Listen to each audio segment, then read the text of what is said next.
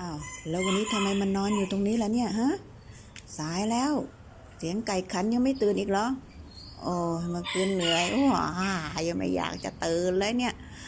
ง่วงนอนมากเลยเหนื่อยมากเลยเมื่อคืนเนี่ยลุงพาไปจับหนู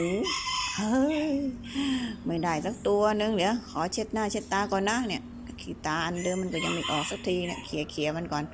เฮ้ยเหนื่อยเหลือเกินอยากจะหลับต่อเจ้าไก่นี่มันก็ขันเรียกอยู่นั่นแหละโอ้ยเหนื่อยเหลือเกินอยากหลับเฮ้ย